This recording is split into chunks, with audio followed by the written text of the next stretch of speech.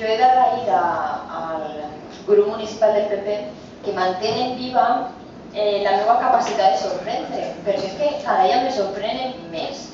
I per què me sorprenen?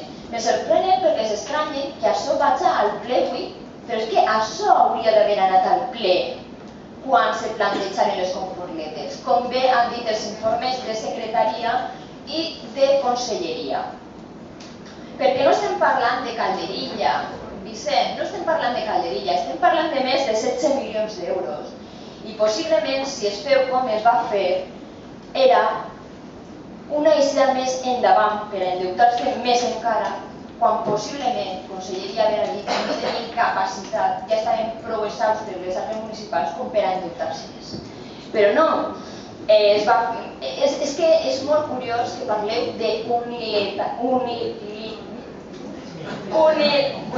d'unilateralitat.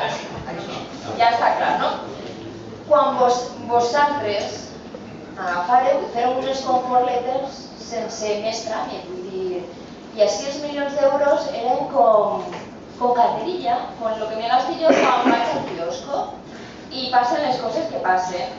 Però també me sorprèn quan el senyor Ferrer parla de que estem posant en risc coses tan importants que no són etèries, que són unes coses molt reals, com l'autobús, com altres que ha comentat, i me sorprèn perquè si eren tan importants, per què vostès ho feren tan rematadament mal de sense informes tècnics firmar una cosa que al principi vostès diuen no és un aval fort, és que és una mostra de voluntat.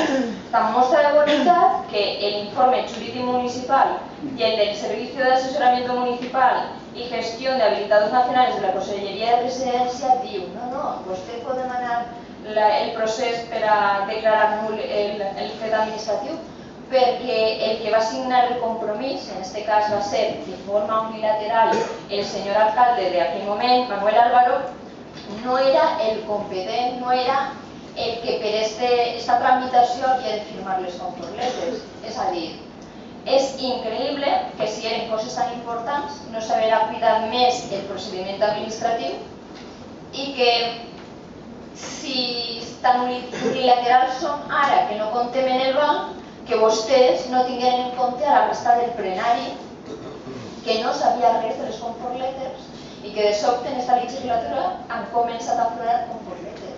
M'agradaria, per finalitzar aquesta intervenció, dir-los si tenen amagada alguna conforleter més a banda de les 6 que coneixem.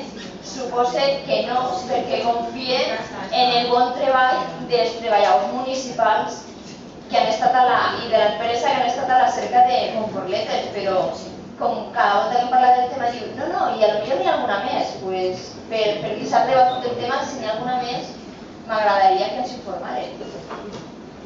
Moltes gràcies.